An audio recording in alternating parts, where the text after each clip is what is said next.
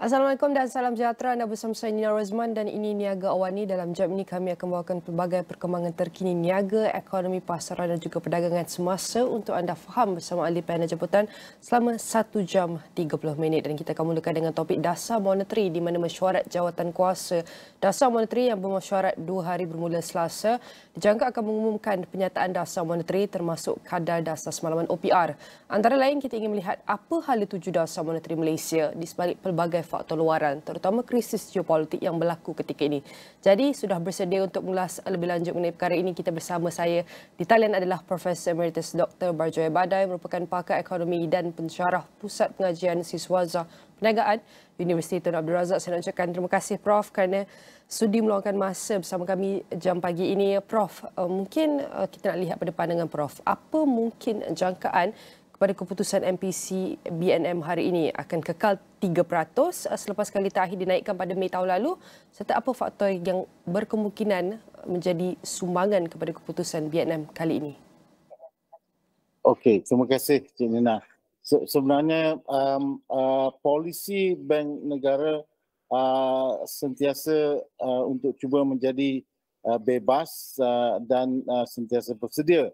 Dan kalau kita tengok kadar pertukaran asing, kadar OPR kita telah tidak berubah sejak Mei tahun lepas, dan dia bermesyuarat tiap-tiap 2 bulan. Dan biasanya dia tidak mengambil kira aspek terlalu jangka pendek, mana dia melihat aspek jangka pertengahan. Jadi dijangkakan ada juga beberapa orang yang menjangka kadar akan meningkat 25 mata, tapi saya menjangkakan dia tidak akan meningkat kerana bank negara merasakan tiada keperluan mendesak untuk dia meningkatkan, walaupun sebenarnya memang bank negara mempunyai matlamat untuk balik semula ke stesen asal pada 3.25% sebelum dia diturunkan sehingga 1.75% di tahun 2020. Jadi saya menjangkakan dia akan kekal untuk sementara, mungkin 1 atau 2 lagi mesyuarat sebelum dia dinaikkan. Seperti yang Prof kongsikan bahawa OPR dijangka akan kekal seperti 7 bulan lepas kali terakhir yang telah dinaikkan kepada 3%. Kita nak lihat kepada penggunaan domestik. Adakah ia dilihat mengukuh dengan inflasi? Kita dapat lihat semakin terkawal. Akan menyebabkan tiada keperluan atau perlu naik untuk BNM terus menaikkan OPR ni. Bagaimana pandangan Prof? Okey, sebenarnya kadar inflasi kita menurun sedikit dari segi keseluruhan, tapi kadar inflasi makanan masih lagi tinggi dan kadar penggunaan mengukuh. Dijangkakan pada tahun 2024 ni akan naik sehingga 6.5% berbanding dengan 4.7% tahun lepas. Ini disokong oleh kenaikan penggunaan ataupun pembelian, ya. Tapi sebenarnya ini masih rendah sebab sebelum tahun 2019 kita sangat kukuh melebihi 7.5% misalnya. Jadi kita menjangkakan bahawa bank negara melihat bahawa kita masih lagi jauh ketinggalan berbanding dengan 2019, jadi tidak perlu untuk kita mengekang perbelanjaan dan menaikkan kadar. Daripada ini kita nak lihat juga kepada pertumbuhan ekonomi bergerak ke hadapan, dan kalau kita imbas November lalu, BNM menyatakan bahawa pergerakan nilai ringgit ketika itu didorong terutamanya oleh perkembangan global. Bagaimanapun hal ini tidak akan menjejaskan prospek pertumbuhan Malaysia. Pandangan Prof, dalam ketidaktentuan nilai ringgit ketika ini, adakah bagaimana kita dapat saksikan ia bakal mempengaruhi penilaian MPC hari ini? Okey. Sebenarnya jangkaan pertumbuhan pada suku tahun yang keempat adalah lebih rendah dari yang dijangkakan pada 3.3% atau 3.6% mungkin. Tetapi dia dijangkakan akan pulih tahun 2024 dan kita boleh mencapai kadar pertumbuhan 4%.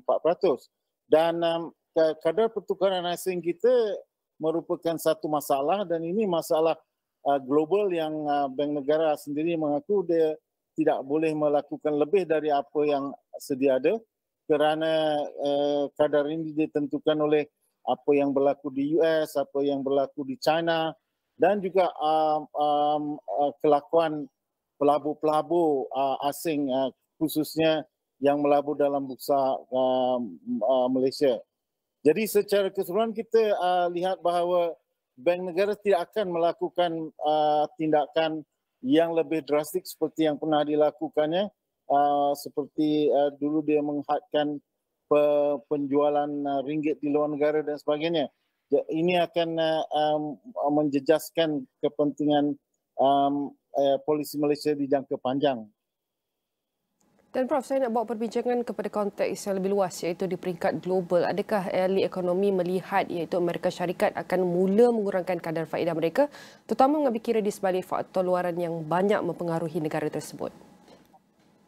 Okay, Amerika Syarikat memang berjangka, Federal Reserve menjangka untuk menurunkan kadarnya dari 5% sehingga serendah 3%.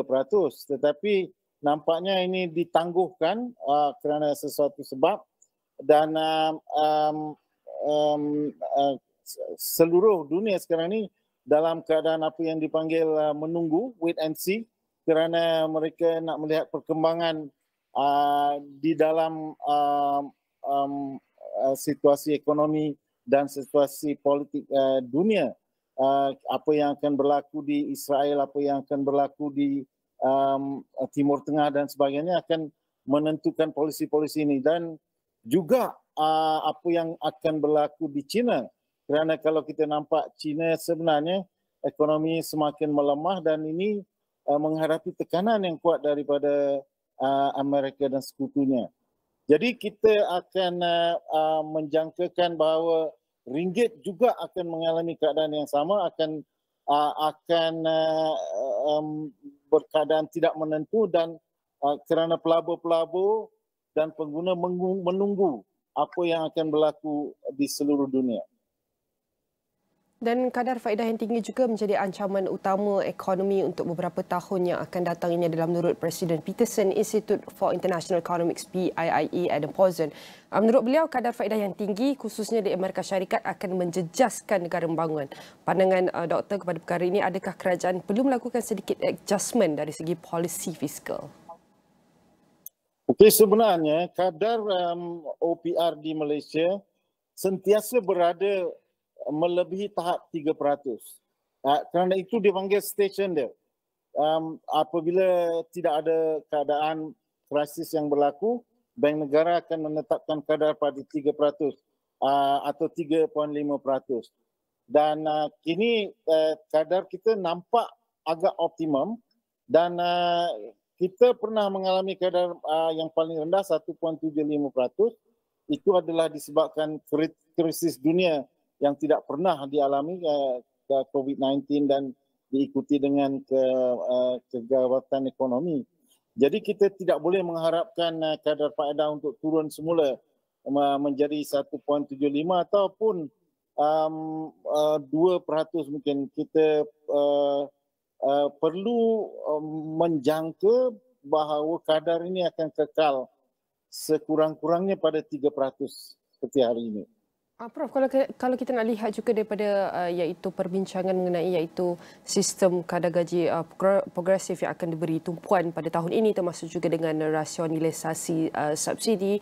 Kita tahu pengumuman yang akan diumumkan hari ini adalah berdasarkan sebelum pelaksanaan ini akan berlaku pada masa akan datang. Jadi bagaimana pandangan Prof, adakah kadar OPR juga akan diambil kira apabila sistem gaji progresif termasuk juga dengan iaitu antara usaha-usaha kerajaan yang lain seperti projek NETR, NIMP, KSP, RMK ke-12 ini akan mempengaruhi kadar OPR pada masa akan datang. Bagaimana Prof?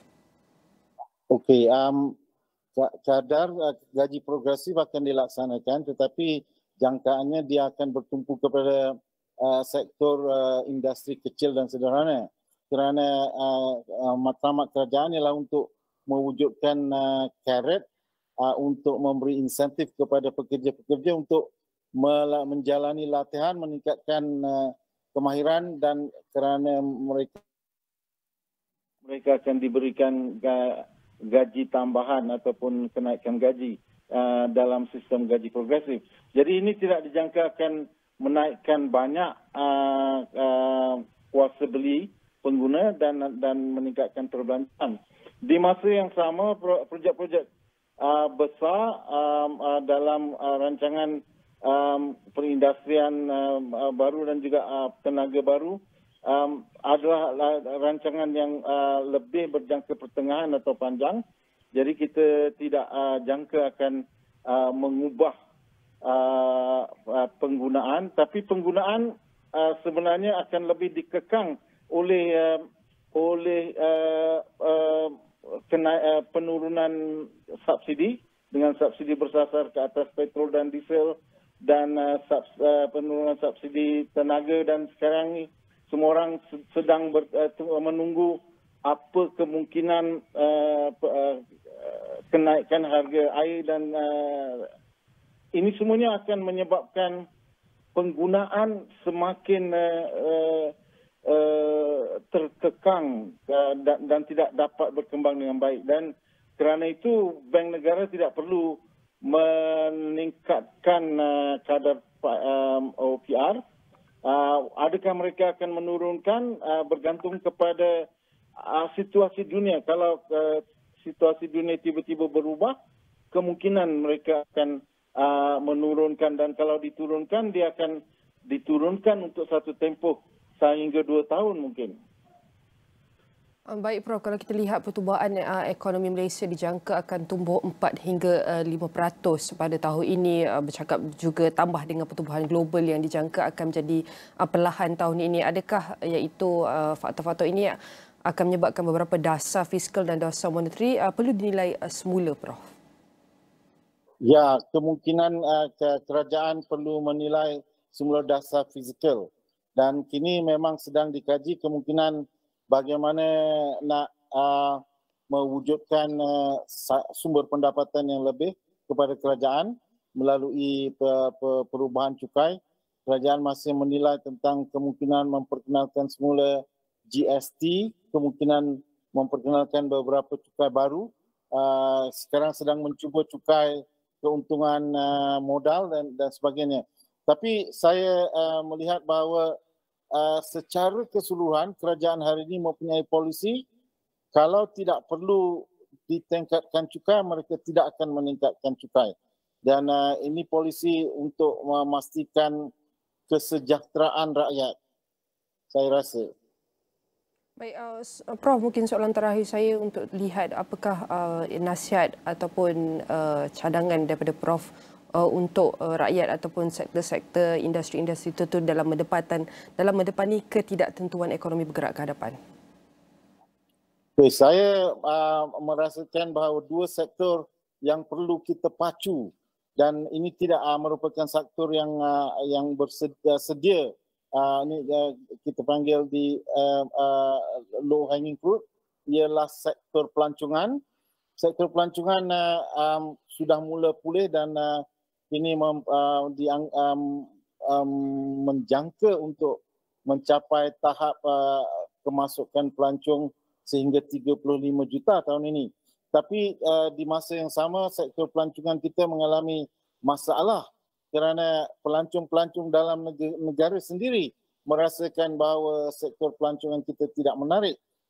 Ini kerana gaji yang rendah kepada pekerja-pekerja pelancongan, puratanya 1,200, dan ini memerlukan pembaharuan yang cepat untuk memastikan dia dapat meningkat. Sektor yang kedua ialah pertanian. Kita perlu memajukan sektor keselamatan makanan sebagai satu industri, dan ini sebenarnya boleh dijadikan sangat berdaya maju dengan pengenalan teknologi baru dan sebagainya untuk meningkatkan yield ataupun hasil dan produktiviti. Dan kalau 2 sektor ini boleh dipacu, kita akan melihat perkembangan ekonomi kita dari dalam untuk menyokong FDI yang dijangka akan lambat sikit kerana krisis ekonomi dunia. Baik, sudah tentu seperti yang Prof kongsikan, ini adalah antara faktor-faktor yang perlu dinilai sama ada ia akan mempengaruhi kadar OPR BNM hari ini. Sama ada OPR akan kekal turun atau naik, itu akan kita nantikan pada jam 3 petang ini. Sekali lagi saya nak ucapkan terima kasih kepada tetamu kita, Profesor Emeritus Dr. Barjoy Badai, merupakan pakar ekonomi dan pensyarah Pusat Pengajian Siswazah Perniagaan Unirazak, dan semua perkongsian ini akan kami rangkumkan dalam astroawani.com dan semua platform digital Astro Awani.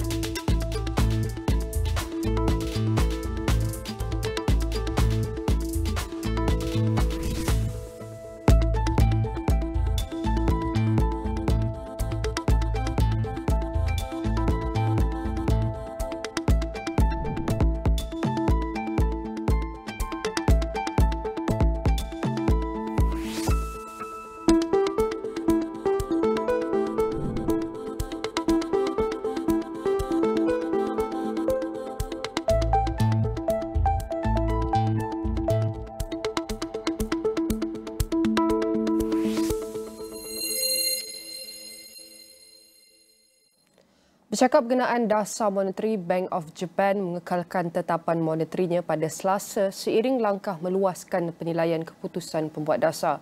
Ini termasuk untuk melihat sama ada kenaikan gaji ketika ini memadai untuk mengekalkan inflasi secara mampan pada sasaran 2%. Gabenor Bank Pusat itu, Kazuo Ueda, berkata prospek mencapai sasaran inflasi tersebut semakin meningkat secara beransur-ansur. Ueda juga menekankan tanda-tanda positif mengenai gaji, mengatakan bahawa beliau merasakan lebih banyak syarikat telah memutuskan untuk menaikkan gaji berbanding setahun lalu. 去年のこの時期と比べますと、やや早めに賃上げを決めた企業の数が多いということだったかなと思います。この間、消費者物価の基調的な上昇率は、見通し期間終盤にかけて 2% の物価安定の目標に向けて徐々に高まっていくと見ています。先行きの不確実性はなお高いものの、こうした見通しが実現する角度は引き続き少しずつ高まっていると考えています。 Ramai pemain pasaran menjangkakan BOJ akan menamatkan kadar negatif pada tahun ini, dengan tinjauan Reuters baru-baru ini menunjukkan ia berkemungkinan berlaku pada April. BOJ tidak mengubah sasaran kadar jangka pendeknya pada negatif 0.1% dan untuk hasil bond 10 tahun sekitar 0%. Bank Pusat itu telah mengekalkan kadar faedah negatif sejak 2016. ざっくり申し上げれば、これまでの物価見通しに沿って経済が進行しているということが確認できたということになるのかなと思います。 マイナス金利の解除という政策。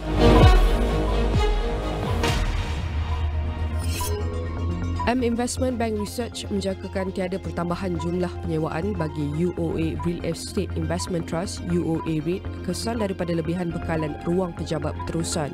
Katanya keadaan itu ditambah lagi dengan tekanan inflasi yang memberi kesan kepada jualan penyewa. Jawatan Kuasa Khas Industri Besi dan Keluli Malaysia ditubuhkan untuk menyemak dan menyelaraskan semula hala tujuannya ke arah mencapai objektif Pelan Induk Perindustrian Baharu NIMP 2030. Kementerian Pelaburan, Perdagangan dan Industri MITI berkata, jawatan kuasa itu akan antara lain menilai prospek jangka pendek dan sederhana bagi industri besi dan keluli serta menangani isu lebihan kapasiti. MPC Group Berhad menerusi MPC Plastic Industries Sdn Berhad memeterai perjanjian kerjasama induk dengan PT Gaya Sukses Mandiri, Kasut Indol PT Gaya bagi menjalankan perniagaan berkaitan pembuatan dan perdagangan pelet plastik di Indonesia.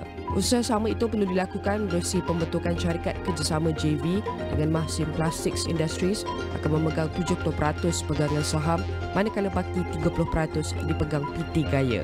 Laporan penuh di saluran 501 dan astroawani.com serta dagangnews.com. Banyak lagi laporan yang akan kami bawakan. Niaga Awani akan berhenti rehat seketika dan kembali selepas ini.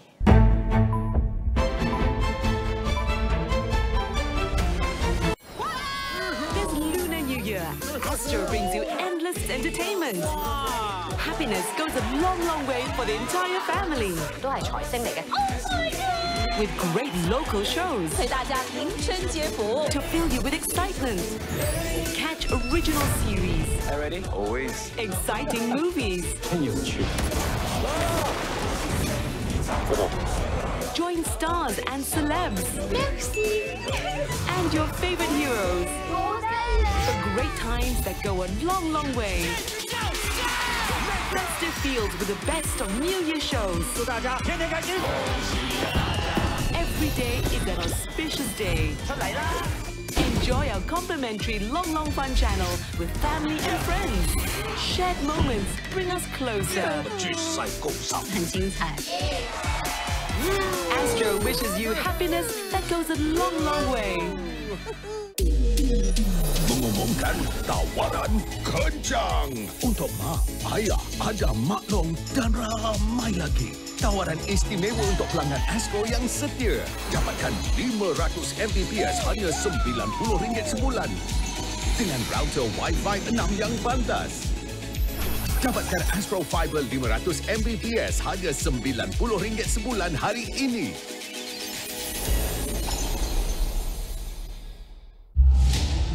Tekanan boleh mematahkan anda, tetapi ia juga memberi semangat dan mengangkat impian kita.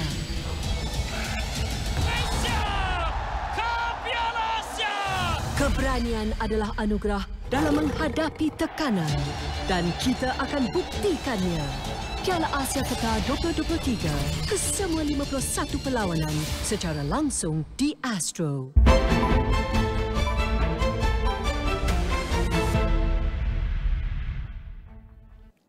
Bertemu kembali dan kita akan teruskan dengan topik perbincangan seterusnya merangkumi rokok yang bukan sahaja isu kesihatan tetapi juga isu ekonomi. Di Malaysia sudah ada 5 juta perokok dan 1.5 juta penghisap vape. Manakala sebelum ini dilaporkan saringan menerusi program kesihatan oral tanpa asap rokok tahun lalu dapati 43,000 pelajar dan 341 murid terjebak dengan rokok. Jadi kita nak lihat bagaimanakah gejala ataupun realiti merokok vape di Malaysia ketika ini dan apakah kesannya kepada negara. Kita mempersilakan tetamu kita yang sudah bersedia dalam talian, Dr. Wensi Boy Keting merupakan pensyarah kanan Sekolah Perniagaan dan Ekonomi SPE UPM. Saya nak ucapkan terima kasih Dr. Wensi kerana sudi meluangkan masa bersama kami pada pagi ini. Kita tahu gejala rokok memang adalah iaitu tabiat yang tidak baik. Mungkin Dr. Wensi boleh kongsikan bagaimanakah realiti ataupun situasi sebenar gejala merokok dan vape di Malaysia ketika ini dan apakah antara impak negatif daripada sudut ekonomi yang negara alami ataupun merasai daripada kesan rokok ini. Terima kasih Nina sebab bagi kepada semua. Actually kalau kita tengok daripada impak negatif atas ekonomi dari sudut ekonomi yang kita mengalami sebab kita punya rakyat merokokkan. Sebab semua orang akan tahu rokok akan menyebabkan kita punya kesihatan kita turun, kesihatan kita tak baik. Tapi sebenarnya jika kita punya rakyat Malaysia banyak orang tak sihat, ini bermaknakan produktiviti pekerja kita punya labor akan menurun. So ini akibat akan menyebabkan kita pengeluaran dan pertumbuhan ekonomi negara kita akan berkurang. So, kita boleh tengok jika di peringkat individu, merokok menyebabkan ketidakhadiran pekerja meningkat. Kesannya boleh dinampak dari segi kita punya pendapatan keluarga tersebut akan berkurang juga. Bukan sahaja sekarang dan juga akan menyebabkan masa hadapan. Kalau kita tengok daripada peringkat negara pula, so kita punya kesan kesihatan kalangan rakyat kita akibat merokok dan tidak terhadiran ke tempat kerja yang tinggi akan menyebabkan produktiviti atau daya pengeluaran pekerja kita berkurang. Akibatnya pengeluaran kita dan juga hasil pendapatan negara kita akan berkurang. So selain itu kita boleh nampak pelbagai kajian yang telah dibuat tentang kesan merokok kepada ekonomi sesebuah negara seperti di Amerika Syarikat dan juga negara-negara maju yang lain. So di negara tersebut semua kita dapat daripada kajian tersebut menunjukkan kos yang dibelanja untuk merawat penyakit akibat komplikasi merokok adalah sebanyak 6 sehingga 15% daripada pembelanjaan keseluruhan penjagaan kesihatan. So dengan ini kita boleh nampak banyak pendapatan tu semua kehilangan akibat penggunaan rokok. 6 hingga 15% itu adalah angkanya. Jadi berapakah jumlah anggaran perbelanjaan sektor kesihatan yang perlu ditanggung kerajaan akibat daripada penyakit berkaitan rokok atau vape ini? So dalam Malaysia kita boleh nampak kos tahunan untuk merawat 3 penyakit utama berkaitan merokok seperti kanser paru-paru, serangan jantung, chronic obstructive pulmonary diseases adalah sebanyak 2.9 bilion pada tahun 2004. Ini adalah salah satu kajian yang dijalankan di Malaysia. Tapi itu adalah pada masa tahun 2004. Dalam tahun 2004 boleh nampak sudah sebanyak 2.9 bilion. Itu adalah actually satu anggaran yang sangat besar. Dengan sekarang kita pun berada dalam 2024. So boleh nampak secara inflasi, kos kenaikan dan semua. Ini memaknakan kita punya negara lagilah mengalami kos yang lagi sangat tinggi. Pada masa tahun 2000, masa tu actually amount ini 2.92 bilion ni actually persamaan 0.7% daripada keluaran dalam negara kasar Malaysia dan 26.1% daripada keseluruhan bajet KKM. Dan ini juga bukan sahaja kita cakap tentang rokok biasa saja. Sekarang kita pun ada penyakit yang baru, itu akibat komplikasi rokok elektronik. So, kos untuk melawat satu pesakit e-valley masuk ke hospital sebanyak 4 hari saja pun mereka perlu belanja sekurang-kurangnya 50,000. Kos ini meliputi macam ujian klinikal, ujian rawatan dan juga rawatan kepada masalah kerandangan paru-paru yang dihadapi. So, boleh tengok kita punya kerajaan bakal menanggung kos sebanyak 244 juta menjelang tahun 2025. Bermaknalah tahun depan kan. So, kita pun berjangka, KKM pun berjangka kenaikan kos ni akan lagi tinggi pada tahun 2030 sebanyak 369 juta. Seperti yang dikongsikan oleh Dr. Wangsi bahawa anggaran perbelanjaan sektor ini pada masa akan datang akan dijangka lebih tinggi apabila ia berkaitan dengan penyakit rokok vape ini. Sudah tentu kita nak lihat ia akan menjejaskan lagi, iaitu bila sudah masuk hospital kita akan mengambil jejaskan waktu kita, energi kita dan juga kos rawatan kita. Ini adalah antara 3 aspek utama yang perlu kita teliti. Jadi adakah perlu lihat ataupun wajarkah kerajaan perlu teruskan dengan cukai dosa untuk naikkan lagi cukai rokok ini? Pandangan doktor. Bagaimanapun kita perlu mengenakan kadar cukai yang tinggi atas rokok dan juga produk vape. Seperti saya dikata tadi, negara kita perlu menanggung kos yang kesihatan yang tinggi akibat penggunaan rokok dan juga kita punya rakyat sakit, kehilangan produktiviti semua. So kita perlu ada mengenakan kadar cukai yang sangat tinggi untuk menanggung kita kehilangan pendapatan kita, kos pertanggungan dalam hospital kita semua. So kita boleh tengok kita perlu kadar cukai yang tinggi, bukan sahaja dapat balik menanggung kita punya kos dan juga kita perlu mengawal penggunaan rokok dan vape untuk mengurangkan penggunaan mereka. So pendapatan ni semua sebenarnya boleh dijumbangkan kepada program-program promosi kesihatan lain. Sebenarnya, pasukan kita daripada SPE UPM telah mengaji bahawa kerajaan kita perlu menaikkan kadar cukai atas rokok dan juga perlu menengahkan kadar cukai yang lagi tinggi atas produk vape. Contohnya, rokok biasa perlu dinaikkan daripada 4% kepada 77 sen per batang. dan dapatkan menghasilkan tambahan sebanyak boleh dapat menghasilkan hasil cukai itu sebanyak 700 million dan boleh selamatkan sebanyak 590 orang daripada kematian berkaitan dengan merokok. Selagi pun kadar cukai rokok kita sebenarnya berhenti di 40 sen sahaja semenjak 2015. So sebenarnya kadar cukai ini amat rendah berbanding dengan banyak negara maju lain. So kinilah kita sudah berada di tahun 2024 bermakna sebanyak 8 tahun kita tidak ada kenaikan cukai excise atas rokok biasa. So kita amat haraplah kerajaan boleh mengambil perhatian atas perkara ini. Selagi pun kenaikan cukai dapat menghasil lagi banyak cukai pendapatan dan bolehlah kita menggunakan untuk promosi kesihatan, terutamanya promosi kesihatan, bagaimana rakyat kita boleh hidup sihat, boleh berjauh daripada penyakit yang tidak berjangkit seperti diabetes. Baik, itu adalah antara kerugian yang mahu kita elak pada masa akan datang, Doktor.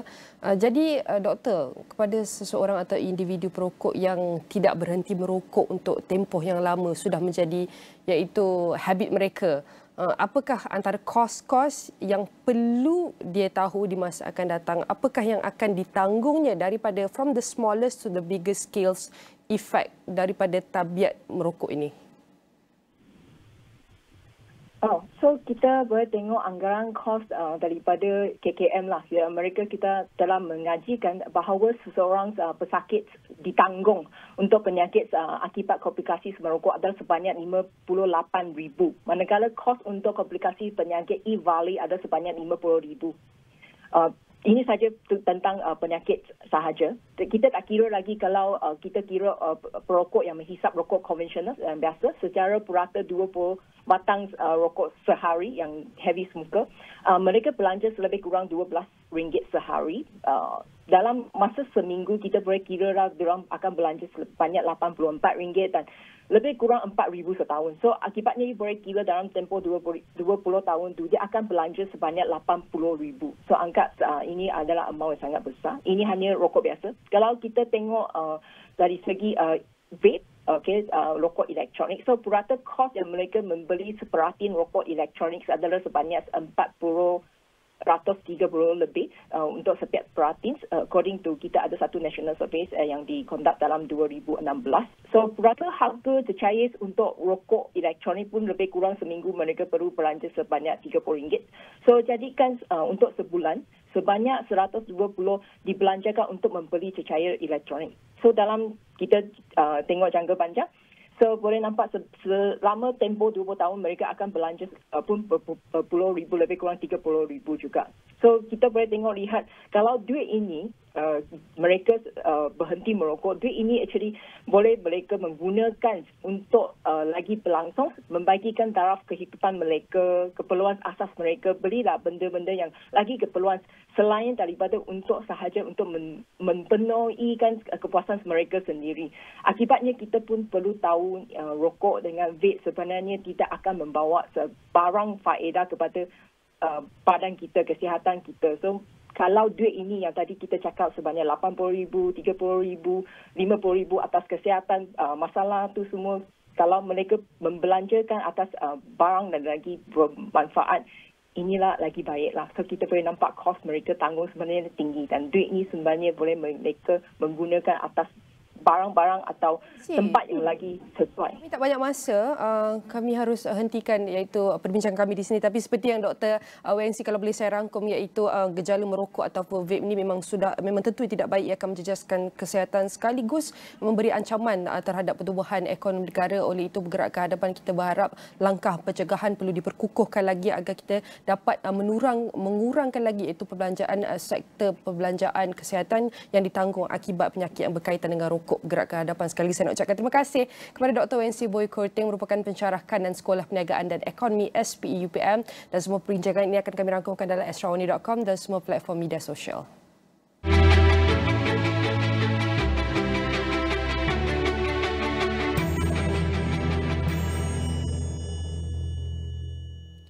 Sebuah pusat teknologi kraft akan diwujudkan di Politeknik Besut Terengganu bagi merangsang perkembangan serta memberikan impak positif terhadap industri batik dan kraft negara sekaligus melahirkan lebih ramai usahawan muda. Ketua Pengarah Didikan Politeknik dan Kolej Komuniti Kementerian Pendidikan Tinggi Dr. Muhammad Zahari Ismail berkata, usaha yang akan direalisasikan dalam tempoh antara 3 hingga 6 bulan itu bakal merancakkan lagi industri batik bukan sahaja di Terengganu, malah di seluruh negara. Ini adalah bagi menaikkan lagi industri batik bukan sahaja di Terengganu tetapi di negara ini. Tujuan ditubuhkan pusat teknologi ini bagi memberikan satu booster kepada industri batik ataupun khusus program batik di Politeknik ini. Politeknik ini adalah satu-satunya institusi yang menawarkan program yang berkaitan dengan kraft dan juga batik. Menurutnya, kolaborasi secara aktif bersama pihak industri menerusi perkongsian fasiliti, kepakaran dan ilmu adalah amat bersesuaian dengan Politeknik Besut sebagai smart campus atau kampus pintar.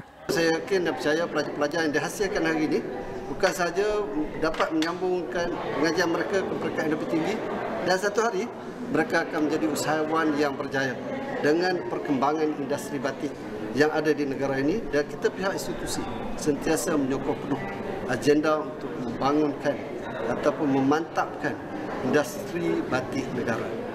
Jelasnya, perkembangan terbaru itu sekaligus mampu melonjakkan kebolehpasaran lepasan politeknik dan kolej komuniti di seluruh negara serta melahirkan lebih ramai usahawan baru yang berdaya saing.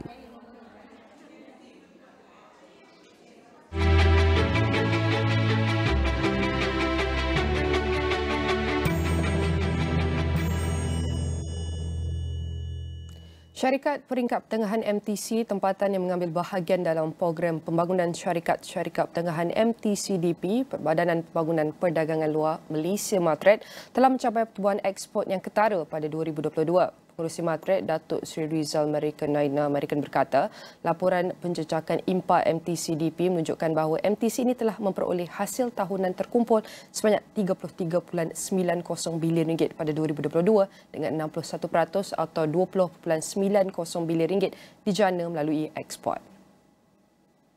Daripada pencapaian ini, MTC berstatus Bumi Putra telah merekodkan hasil tahunan terkumpul sebanyak RM5.52 bilion dengan hampir 10% atau RM540 juta disumbangkan oleh aktiviti ekspor. MTCDP telah diperkenalkan pada 2014 sebagai salah satu inisiatif berimpak tinggi kerajaan dalam Pelan Pembangunan Malaysia bertujuan untuk mempercepatkan pertumbuhan ekspor MTC ke arah menjadi peneraju serantau dan global.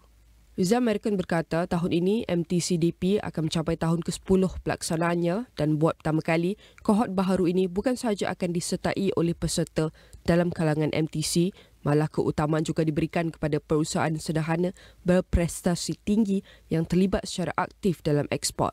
Ini menunjukkan bahawa Matret komited dalam membentuk perusahaan ini bagi mengukuhkan jejak global mereka dan menjadi MTC selain sejajar dengan agenda Malaysia Madani serta Pelan Induk Perindustrian Baharu NIMP 2030.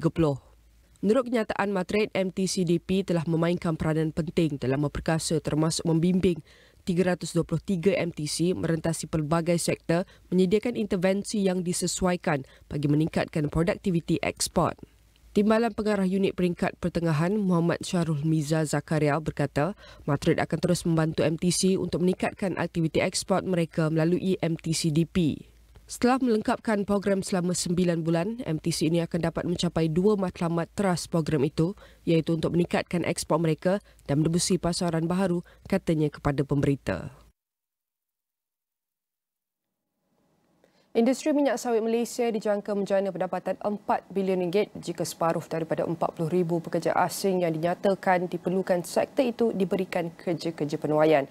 Menurut Persatuan Minyak Sawit Malaysia MPOA, pembukuan pengambilan pekerja asing yang dilaksanakan sejak 17 Mac 2023 telah menimbulkan cabaran kepada pelbagai industri, khususnya sektor peladangan. Justru pihak MPOA menghargai maklum balas segera kerajaan untuk menangani defisit tenaga kerja yang kritikal selain mengenal pasti anggaran kerugian pendapatan sebanyak RM20 bilion pada 2022 ekoran kekurangan penuai sawit.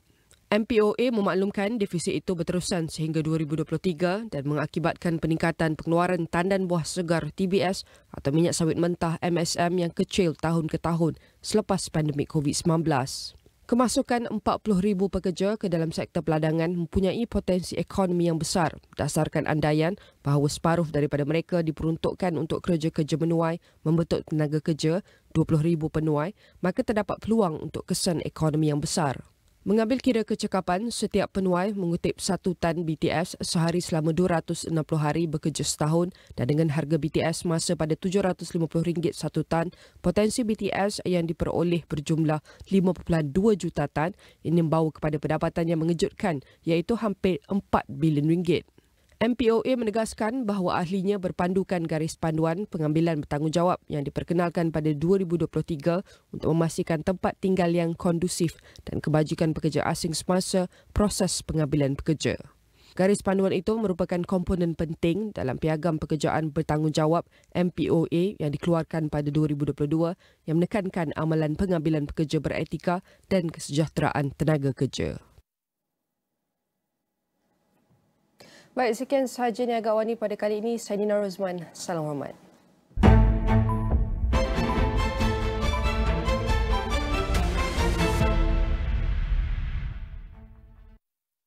Dua beradik bawah umur dipercayai dieksploitasi ibu mereka telah pun diselamatkan oleh pihak JKM iaitu Jabatan Kebajikan Masyarakat. Yang di-Pertuan Agong bertitah bahawa Istana Negara tidak akan terlibat dalam sembarang percaturan politik. KPM belum putuskan bila pelajar perlu pakai semula seragam sekolah. Pemakaian sedia ada diteruskan sehingga ia diputuskan kelak. Dua anggota polis ditahan kerja sehinggalah siasatan kes samun dan rogol.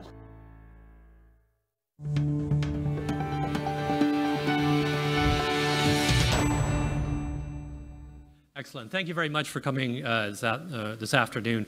So the panel today, we're going to talk about regulating non-bank financial institutions. Well, what are non-bank financial institutions? Surely one of the worst acronyms anybody could come up with, just designed to like put your relatives and friends to sleep. But in fact, you know, I'm going to explain their significance just with a couple of statistics. And these are from Gary Gensler, who's the chairman of the Securities and Exchange Commission. He said, as of now, in the United States, private markets are now a $25 trillion asset class. That's more than U.S. commercial bank assets. In 2022, private markets raised $3.7 trillion compared to $1 trillion in public markets. Now, what do these private markets represent? The reason I bring up this statistic is that they, for the most part, represent the activity of what we call these non-bank financial institutions. Now, some of these have been around a long time. Bond markets are as old, you know, they're centuries old. We've had pension funds, mutual funds, life insurance companies, long time. But, you know, in the last few decades, they've been joined through financial innovation by things like exchange-traded funds, leverage loans, syndicated loans, private equity, venture capital, and now, of course, perhaps the biggest and fastest growing private credit. And these represent tremendous opportunities and benefits, you know, through the force of financial innovation. But they also have risks. And you only have to go back 16 years ago when we had the global financial crisis, which was a crisis rooted in the excesses and the failures of what we at the time called shadow banks, which is really just a euphemism for non-bank financial institutions. So essentially, what we want to do is talk about the two sides of that equation: an asset class which has a lot of benefit and potential, but poses important risks at the micro and the macro level. And to talk about this question, we have a really amazing panel. On my left is His Excellency Mohammed Al Jadaan, the Finance Minister of Saudi Arabia, and I think we were just discussing now the longest-serving Finance Minister of the G20. You know, take that out. Lucky you. To your left. Ann Walsh, Chief Investment Officer and Managing Partner at Guggenheim Investments.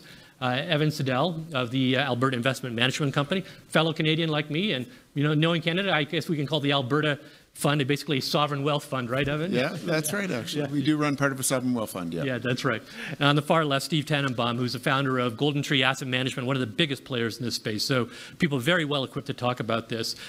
Steve, I'm going to talk with you, and I'm going to actually start with the, sort of the premise that I put out there.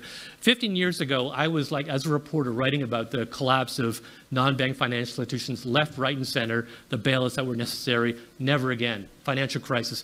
Here we are 16 years later. By the broadest definition, these markets are even bigger. Should we be worried? So, looking, are we in better shape than 15 years ago? Yeah. Absolutely. If you look at the leverage in the system 15 years ago, was just a multiple, and you can measure it through really the leverage in banks, and you could see how the return on equity in the banks was so elevated because of the leverage. In terms of the environment or the market getting bigger, well, that's a function of the world growth of the economy. Mm-hmm. There's a demand for this credit. So if the economy wasn't growing, actually, if it were the same size, that would be pretty scary, because the economy would suggest that the world economies are not growing. So I feel like we're in much better shape. That's not to say you take something like the pandemic and you see something like mortgage REITs, which had margin leverage, which seemed like a smart idea at the time until it wasn't, and they basically all had margin calls. So there was a run on that sector of finance during the pandemic, but broadly speaking, the system is much better. I think, and you continue as some of the episodes of last year with Silicon Valley Bank, Credit Suisse, there's certainly a refinement, but broadly speaking, much better. May I pick up on that? Because if you looked at the share of non-bank financial institutions, according to the FSB, in financial assets, it was 47% in 2007. Today, it's 47%. So apropos of your comment, the world just got bigger. Now, it's a big problem because it's a lot of numbers, but the world is safer in the sense because their banks now hold more capital, so they have less leverage. They're more regulated from a liquidity point of view. The fact that we have, and by we I include a pension fund as one of the shadow banks, have occupied some of that territory. We do not engage in maturity transformation.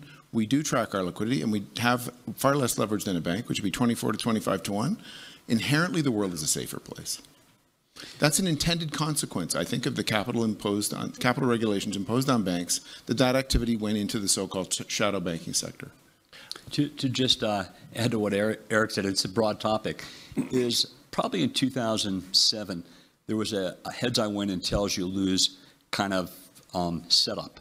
And I think that that's been largely more even-handed, even from a what the banks can do and can't do, from a compensation structure where you're not paid all at once. So there's a lot of, I think, improvements to the system. Are the instruments fundamentally different today than they were 15 or 16 years ago? There's always evolving. So the short answer is there opportunistic ways that people want to have credit? Is there a more efficient way to get credit for more plain vanilla? Yes. So there are improvements evolving, and credit's evolved. Would I say it's materially different in terms of what the purpose is? Not really. In terms of how it's executed, absolutely. Mm. I would say I hope so. The short answer to your question is I really hope so. I mean, with the evolution of the fintech over the last 10, 15 years, I think we should be expecting significantly different products and different choices, different risk, different investors base, and different borrowers base or beneficiaries base. As a result of that. But obviously it is all also about credit. I mean, it's at the end of the day, it's just being able to provide credit faster, cheaper, and with more choices. If I could add on to the comments of His Excellency with regard to, there's a couple of other things too, and that is the synthetically created securities, CDO squared and the like, they failed in the late 1990s. And there were short memories because then they became reinvigorated and became a big part of the leading edge of the problem when the financial crisis occurred. And if we're kind of thinking about the one word that is probably the most important for regulators and investors to be thinking about, and that is the extreme levels of leverage that can be created, and an extremely risky area would be synthetically. Mm-hmm. And so as long as we don't see that and the rise of that, and I hope our memories aren't terribly short with regard to the impact of those types of transactions. Memories are very short. I mean, how long was it between the 1990s and 2000? That's right. That kind of has me worried a little bit. But put it this way: 2008 is further from us now than the 1990s were from 2008. So but Anne, I actually want to stay with you for a second because His Excellency did mention that, with fintech, there's been a variety of growth of types of instruments. But the question I want to ask you, so Jamie Dimon, unfortunately, could not be here. So I'm going to pretend to be Jamie Dimon. And if I'm Jamie Dimon, I'm going to say the only reason this private market grows is because we as banks, we have capital requirements, which are bigger than ever, more stricter than ever. We have liquidity requirements, which are more onerous than ever. My risk controls are being checked all the time. I am held to disclosure requirements and so forth.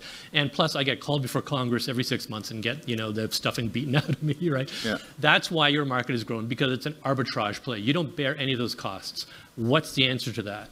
Well, with all due respect to Jamie Dimon, I think it's a little bit more fundamental than that. And that is the capital markets, particularly as I think about the U.S., have changed dramatically over the last number of years. We've gone from a world where there were many, many publicly listed companies in the U.S. We're down to about 3,600 listed stocks in the U.S. And contrast that with private equity-owned companies, that has exploded to about 5,500. Crossover point was reached about 7-8 years ago now. And so as a result, private equity companies are not going to be coming to the public markets, and they're less so inclined to come to the broadly syndicated loan market through banks as well. That leaves this opportunity set for private investors to become the lender of choice, also to work closely with private equity sponsors in order to provide the necessary capital. So I think it's part of a larger narrative with regard to the development and evolution of the capital markets. Can I just comment on this? I think, first of all, there is a definition problem. We just need to make sure that we really understand exactly what we are talking about. When we talk about non-bank financial institutions, I mean, these are possibly investment banks who are actually heavily regulated. Pension funds, which in a lot of jurisdictions are very heavily regulated. But it could be other credit providers who are lightly, in a lot of jurisdictions, lightly regulated. I think for me, what we are talking about is institutions that create credit and provide credit. Okay, so that's, hopefully we agree on this. If you disagree. Yes. Mm-hmm. So that's number one. Number two, there is fundamental difference in these institutions. Who takes depositors' money and who doesn't? Mm-hmm. And the difference here is not actually on the operational side, or it is actually on stakeholders on the table of making decisions. So if you are a bank taking deposits, actually the owners of your bank are not on the table in the boardroom when you make decisions and take risks. They are the depositors who are not represented. And this is why central banks actually play that role. They play actually the role of the owner, the depositors, to protect the depositors.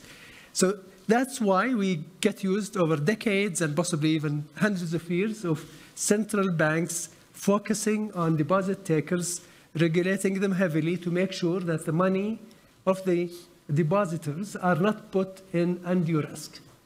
That is, to me, is totally different from mature investors who choose to provide credit and assess their own risks, and they are on the table, or their representatives, and they should be allowed to take that risk. So, Evan, I know you want to come in here, but actually, my next question is going to go to you anyway, right? Okay. So now I'm going to force you to answer the question I'm going to ask as opposed to what you want to be asked, okay? And so I want to actually pick up on that point, Your Excellency, exactly that point, because again, like the historical argument for there being a perimeter between the bank and the non-bank sector is exactly what you said. The banks, their liability holders are depositors who are insured by the federal government, right? So different form of moral hazard, right? different in people involved, you know. So, but all those arguments were true in 2008, and yet we had a crisis that required the intervention by the authorities, significant like backstopping by the sovereign in many countries of like many non-banks. And I talk about Lehman Brothers, I talk about AIG, I talk about Fannie and Freddie, I talk about like all the structured investment vehicles, money market funds, okay, you know, reserve fund broke the buck, right? Required a complete federal backstop of the entire money market complex, which was supposed to be not like any of these things. So the point I'm trying to make here is that I understand the point you're making, but where is the assurance that these things will not become systemic? And just to make my point a little bit better, we don't have a regulator on the panel, so I'm kind of being the regulator here, right? Okay. So this is what the IMF wrote 8 months ago. The combination of poor market liquidity, high leverage, high degree of interconnectedness between the non-banks and the banks is most dangerous to the financial system because it can amplify asset price changes and then spread stress. So that is my question to you, Evan, is that given that we have seen episodes where in spite of the perimeter that you've identified, non-bank stress has required the intervention of the authorities, what do we do? It's true, and we've had that experience in Canada where the Caisse de dépôt, one of the pension funds, actually had some ABCP structures that collapsed. The Bank of Canada had to jump in and support them. Secondly, another pension fund had significant liquidity squeeze as a result of derivatives and hedges. The Bank of Canada had to support them.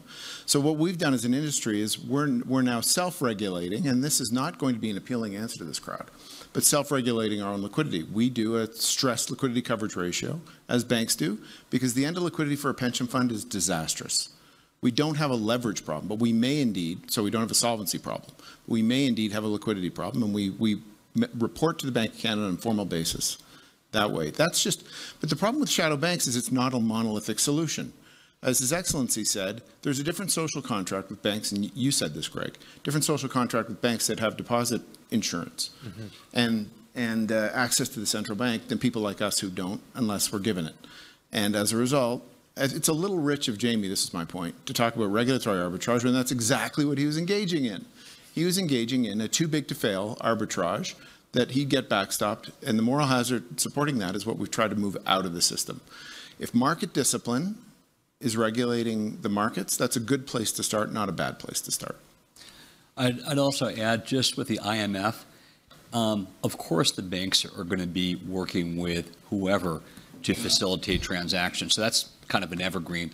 Or you're going to have many institutions, many financial players who are working to bring about the maximum price. And if they weren't able to work together, it would result in lower prices. So the fact that banks and private credit lenders are working together, to me, is pretty typical, and in fact that they're trying to amplify their division of labor is, makes a lot of sense. So the issue that I see is just more, is it responsible? And it's certainly furthering growth. I think one of the issues is to balance, as you talked about on your first question to me, is it's natural for credit to be growing because it means the economy is growing. And so it's natural for banks to work with shadow banks or, unregulated financial institutions. Okay. Well, the Securities and Exchange Commission, as you probably know, last year, looking at the private market question, decided that there was a lack of adequate regulation in this field. And so they put a proposal, a set of comments that would affect many of the individuals on this panel. They basically want a lot of these private asset managers to basically pursue greater disclosure with respect to fees, with respect to performance, perhaps like assume greater liability in the field of negligence and so on. These have not been well received by the industry. Like, Steve or Ann, do you want to comment on whether you think the SEC has got it right or wrong? So I think the SEC has been able to touch the private credit market and industry through marketing and the usual rules on as you mentioned, fees and disclosure of returns. Where the industry is concerned, and maybe this is not necessarily in support of the industry, is particularly in the case of valuation and pricing. And so there's not been a lot of volatility in the price of private credit in particular, or private transactions, relatively speaking, because there's not the same level of price discovery as there is in public markets. And I think this is one angle that the SEC would like to spend a lot more time on. More broadly, away from the SEC, regulators are concerned, and including Federal Reserve officials, are concerned about the lack of transparency more broadly into the investment practices and lending practices of the private credit industry. And unless somehow an ETF or other mutual fund gets formed where these private credit transactions are offered to the retail investor, I think there will continue to be a separation between the regulators and private credit. We've seen in bank loan space where the syndicated loan market has entered into the retail product space with these offerings. And they have a number of issues. One, you can't transfer, in the case of an ETF, you can't transfer a bank loan into an individual's portfolio. So if for some reason there was something to ever happen to that particular transaction or that structure, the outcome would be probably pretty troubled. We haven't been tested in that situation.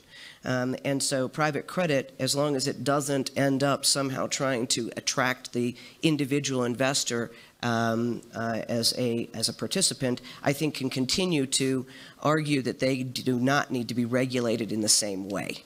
So I'm going to share another statistic with you. In 1983, 2% of households fit the definition of accredited investor, wealthy enough that they didn't have to be treated like a retail investor. That figure today is 18.5% because the threshold has never been adjusted for inflation or income growth. So we have a large segment of the U.S. population, I can't speak for Canada or other countries, which could potentially be attracted to this asset class right now. So I think that raises the question, is the SEC directionally right, Steve? Should there be more, at least to protect that growing segment of the population that could be involved? So a couple things. First is just to get back to regulation on marking, third-party marks and a common established pricing methodology is really important, for confidence, and also as economic environments change and industry prospects change, I think it's important to have confidence that there was a consistent methodology. So I think that's something that should continue to be developed, and I think it also makes results much more uniform and comparable. In terms of, it'll be interesting what the alpha that's added with some of the alternative programs on retail. So just having a name brand without the alpha, I think has a lot more issues than whether they should be able to buy it or not. So I think that's another issue. And from a financial advisor, just saying that you can get X, Y, and Z, a piece of X, Y, and Z without looking at what the value that's added with all the extra fees or what's been added given the size that some of these institutions have grown to. So I think that's going to be, whether they're good investments to me, that's how I start thinking about it. Yeah. And at least it seems like many of them haven't been. Greg, I'd say part of our job as pension fund managers, because we wouldn't be included in your stat on accredited investors, but we basically are an aggregation of non-accredited investors that through us become accredited and participate in those markets. And that's an adjustment that works, right? That purchasing power comes together in a way that can participate in a market in an informed way. But also there's another added element to that, and that is in the case of a retail product, the regulator has certain disclosure requirements because the retail investor can't themselves do the level of due diligence that you can. Yeah. And in today's market, the aggregator, if you want to refer to yourself as that, then is performing the due diligence. And I can tell you, sitting on the asset manager side, the due diligence you don't go light. You don't go light. That's right. And so, in fact, I would say it's more rigorous even than what the SEC might actually have, mandated in terms of disclosure. So you take the place of that regulator in that way, and as long as that continues to function strongly, then again, I think that can give some comfort to investors. Call it a regulator? No, I said no. In the place of. You were once a regulator, right? That's In fact, can I just make a comment? I think there multiple points that you mentioned and the colleagues that really warrants just reflection. Number one, I think when you talked about government intervention and the fact that they jumped into other institutions to save them, I think governments does not take light bailing out institutions. Yeah. So they know this is taxpayers' money, public money, and they need to assess really what is the public good that is behind it. They bailed out car manufacturers in the US before. They have nothing to do with the financial system for some good cause, strategic cause. But in this context, I think a lot of it, actually, the reason is you will find that the buck stops at a bank that has not been regulated properly enough, and they do want that bank to be exposed to these institutions' failures. Yeah. So they need to save these institutions to save the banks. The second point is, I think there is a big difference between regulating and awareness. And the government has a role to play in raising the awareness of investors, particularly retail investors, or investors who are considered sophisticated, but they are not sophisticated enough. Because a lot of times, if you don't raise that awareness, even if they are technically qualified as qualified investors, they can be manipulated. Obviously, the players or the ecosystem is smart enough to put that small print that will just satisfy the light regulations. But you need investors who are savvy, you need to raise awareness, and you need even to encourage them to use sophisticated asset managers who are able to do that due diligence on their behalf. The last point I want to say is we need to be very careful not to apply regulatory framework that applies to banks to non-bank financial institutions. Very careful, because that could potentially kill innovation. That could potentially actually deprive investments, deprive private sectors and others from credit that can be provided by institutions that are willing to take higher risk than banks would have taken. Have you actually seen that tension in the Saudi context? Absolutely. I mean, in Saudi, I can give an example now. It is done, and behind us, the Capital Market Authority started allowing one fund to basically lend to small and medium enterprises. And the central bank was not comfortable with that. And they wanted actually to apply the regulatory framework that applies to financing companies that are supervised by the central bank. And there was a tension. Ultimately, the two regulators had to sit down together and say, what is it that we are worried about? Mm-hmm. Why are you not allowing funds to actually lend investors money who are willing, when they subscribed on the units of this fund, to lend? Is it systemic risk? We can understand. Then just restrict their ability to access banks' money to a certain limit, so that there is no exposure. But for you then to just say, because they may cause systemic risk, we need to be harsh on their regulatory framework so that they will not pose any risk, I think you are potentially depriving your economy from growth significantly. And are there instances where what is purportedly concerned about systemic risk or prudential risk actually just rent-seeking? It's in some sense the banks and their representatives trying to protect their status? Absolutely. I think competition plays, but there are other reasons the industry players would tell you. We've stepped into the regional banking space in the U.S. in a significant way in the last year, and so we're taking up the demand that, or supply, I guess, that to clarify, you're buying regional banks or you're competing for credit? No, we're competing for credit. So engaging in private debt, either through funds or directly on our own. We estimate that $1 trillion of M&A activity happened because people like us stepped into the market when regional banks went away. So that's kept the economy going in a way. Yeah. That's a good outcome. Historically, if you look at the 90s, where the regional banks would do LBO lending, it was a tough space for them. And it was a space where there were a lot of charge-offs, usually during recessions, which didn't justify the lending during the good times. And what we saw was they felt very confident at charging 600 or 700 basis points over LIBOR, now SOFR, but we're not so confident with 1,000.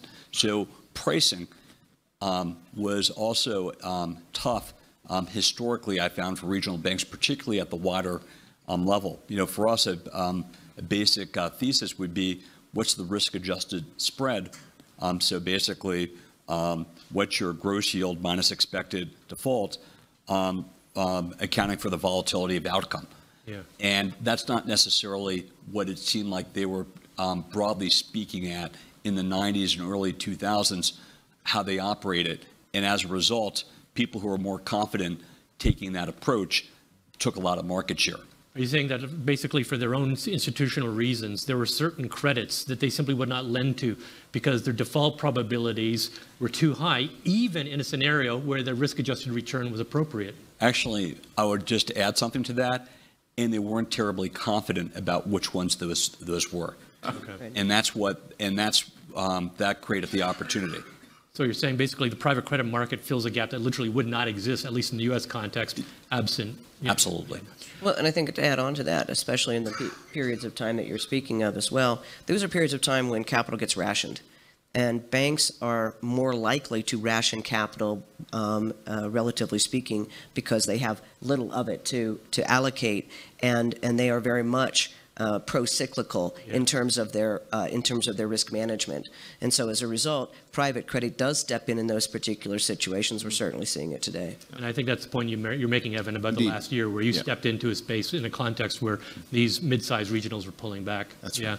But let's just to go back to the regulatory question for a moment. Okay, so Your Excellency, you talked about the importance of information, right? So can I get the panel to at least agree, perhaps, that notwithstanding where you want to go with regulation, there's something to be said for having more information out there. So I think, at least, you know, as a journalist and having talked to a lot of regulators, one of the things that bothers them is there's just so much that they don't know. I mean, we know a lot about banks, right? We collect information on a quarterly basis. We literally don't know the size or nature of a lot of these markets. What do the panelists feel about, like, at least a reporting regimen so that we actually have a sense of the size and nature of this market? So one of the benefits of private credit is actually being discreet. So it's not the main benefit. So in other words, not disclosing who's taking money if they're trying to build up, they don't want to be public with their information. So you certainly want to make sure it's marked correctly and that it's fairly valued, but a lot of the lenders don't want the information about what they're doing. If they're taking loans, who they're buying, and they're private. That's the point. So I think one of the issues of more transparency is not always right, because a lot of the borrowers deliberately, for good business reasons, don't want to disclose what their borrowing is. On a per transaction basis. But I'll tell you, from our point of view, we do disclose the aggregate level of our investments by asset class, by number and volume.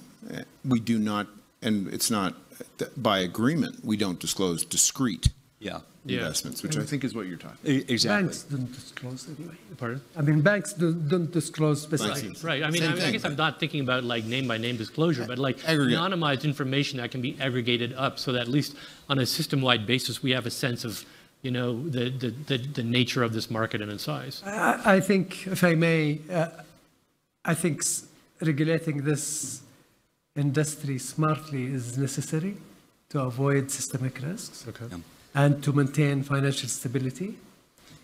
But that is the limit. I think beyond that, and they are required to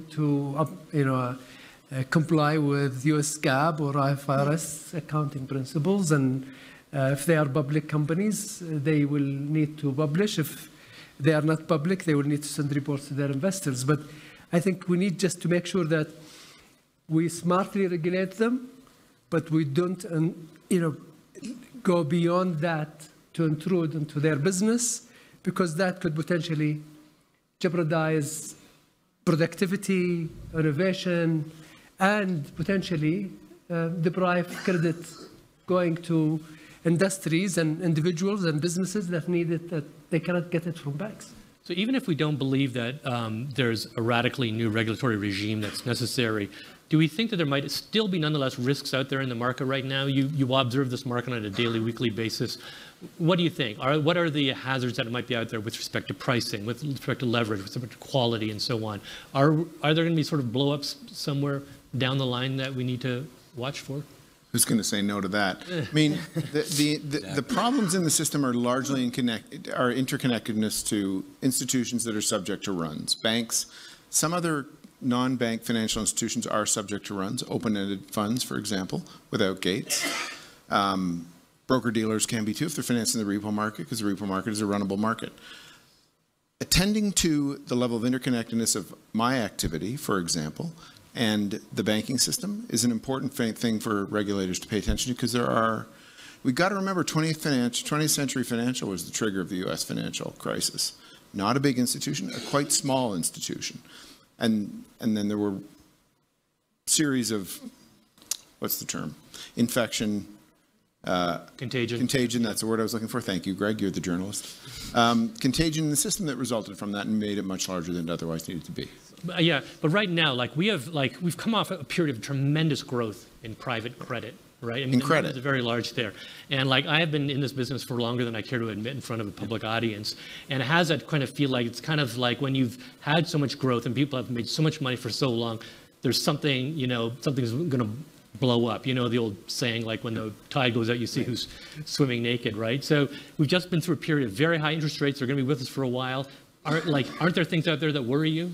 So a few things. First, the returns. The idea that CCC to single B credit will have risk-adjusted returns of 300 to 400 basis points going forward, like they've had going backwards, is a tough bet. Yeah. And so the returns are going to shrink. In terms of, it's really been a substitute for what the banks used to distribute. So there was an innovation where, whether it's to pay a dividend or do an acquisition quickly. So to the extent that banks or other providers can come in quicker or cheaper, it'll probably come in. So I feel the returns are probably not going to be as excessive as they've been looking backwards. So that would be the one issue in terms of how the asset class behaves. I do feel as if the idea that if private equity is the primary issuer of private credit, the most sophisticated issuers are going to provide creditors with excess returns. Doesn't really seem like a great business model to bet on in the future. So I don't expect that to continue. I think there is one risk that, in addition to what was already been said, and that is, I look at the market in two different ways. There's credit now, and within the last, say, 12 months. And then there's legacy credit in the private space that was made and issued against CCC rated borrowers in 2021 when there was a great deal of refinancing that occurred at lower rates than today. And at some point, those particular companies may in fact prove, even at their lower borrowing rate, especially if they borrowed on a floating rate that's no longer a lower rate, that they may be feeling stress if we are to see the slowdown in the economy that certainly our firm predicts, and that could be an area of risk. I think that would result in, if there's a series of defaults of size and magnitude, that will cause regulators to wonder if, in fact, the underwriting standards are as strong as the private credit industry seems to claim, and whether or not that will be a way for them to work their way into some sort of regulatory oversight. So I do have a concern about the legacy holdings. Oh, one thing I'd add just in private credit, I've seen the most innovation in credit in the last, call it, decade in private credit. So in the 90s, it might have been structured products. Here, so I don't want to, there's been a lot of interesting and innovative positive aspects of private credit. So I don't want to leave that out in terms of why it's been a good neighborhood to be. Okay. I think we have some time for questions. Does anybody have any questions? Yes, can I get the microphone here too, sir? You state your name and affiliation if you could. Thank you. My name is Khalid Dabagh. I'm the chairman of SABIC. Very interesting discussion. Very good to see some of previous friends and colleagues. I am in the context of regulation that is being discussed. I was hoping, actually I was surprised that I didn't hear any reference to the roles of custodians and trustees. Some of them are in Guernsey, Jersey, Cayman Islands, maybe London or Frankfurt or New York. And their role in ensuring that the IPS, the investment policy statement of pension plans, of endowments, some of these pension plans and endowments are managed by firms represented here, and, including BlackRock and Wellington. So what is the role of these two important players, trustees and custodian, who report on the investments to the trustees to ensure that the IPS is complied with? Thank you very much. Very good question. Does anybody want to tackle that one? So I think the reason that we're sort of sitting here stumped a little bit is because they don't play much of a role now. No. And it's really quite administrative. Should they? If assets are held in trust, absolutely. Then they do read the investment policy statement, and then they do actively engage to ensure adherence. But they don't perform any additional underwriting responsibilities. It is administrative in my experience. So I'm not sure that I see much role for them changing. And in fact, I think they want less responsibility rather than more. Any other questions? So we've spent a lot of time talking about the regulation and risk of these things. I want to spend the last few minutes talking about the potential in the future and so on. So an asset class that has grown and evolved and morphed. What do you see in the next few years? What new sort of markets might this market address? And in particular, I'd like the panel's thoughts on the way private credit and related private markets can assist in the needs of emerging markets, which have enormous capital requirements in the next few years, things for poverty reduction, things for infrastructure, things for green transition. Anybody want to tackle that one? We're engaged through an organization, we at AIMCO are engaged in an organization called the Investor Leadership Network in mobilizing private capital, particularly for transition finance opportunities. So we have a transition finance pool that it's just slightly over $1 billion. Our fund's about 120, so it's not that large, or that will be oriented towards that. We're also talking to our Canadian government about effectively war bonds. Governments can put their own security and credit behind a risk that we wouldn't otherwise want to take, de-risk it, and then we will commit to that in a significant way. Because it almost sounds like Brady bonds. It would be rather like Brady bonds. That's exactly right. Yeah. Yeah, basically providing the first loss portion, as it were. Right. Yeah. Sure. Steve, you're blended finance. I'm sorry, blended finance through them or through multilateral development banks would be very attractive in our models we're looking at. Sorry. Yeah. No, I just. In terms of, first from a liability management, so liability management is you have too much debt, that private credit can come in and be a solution provider, whether it's through offering to tender, through a subsidiary. So that's one way. As it applies to emerging markets, can help be a provider in situations where haven't gone according to plan. It's really innovative lending, in which takes the form, being called private credit, but it's really innovative lending where you can protect yourself from the downside and participate in some of the upside. But I view it as more innovative in terms of terms that provide a good protection with the upside. Structured products haven't really been that evident or practiced that much in countries like Brazil, but there's no good reason why. So I could see private credit or credit solutions helping, innovate in countries such as that, which have pretty good scale, and there's no reason why, and pretty good consumer behavior for why that wouldn't be the case. I'm going to go back to His Excellency's definition of private investment more broadly and say there's a lot of opportunity. Private credit, we've been mostly, I think, referencing corporate credit here, but the truth is it's a very wide category. And to Steve's term, innovation, it's very innovative these days. It includes novel ways to access real estate investments, infrastructure investments, which is particularly important, of course, to emerging markets. new ways to do asset lending. And in this way, again, private credit is moving away borrowers from traditional bank institutions and banking institutions. These thoughtful ways to deploy credit technology, if you want to call it that, can be utilized much more globally and give investors investment protection in places where they otherwise might not have been feeling so secure to lend to. And so I think these are actually helping to broaden out the scope and geography of private investment. Can I cover just one very quickly? I think possibly just outside the norm here is the challenge that low-income countries face in terms of their debt sustainability.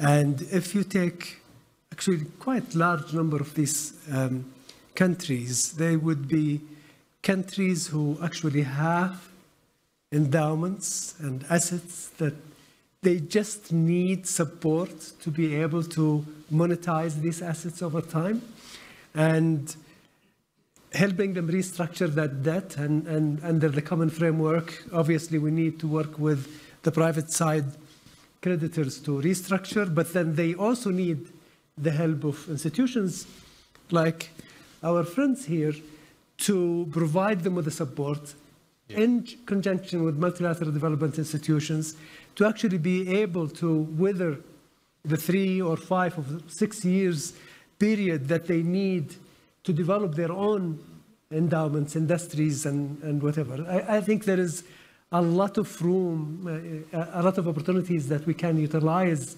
private credit with multilateral institutions to help even in a more innovative way. But it'll take a lot of engagement and mutual engagement between the private sector, the public sector, and the multilateral sector, right? Absolutely.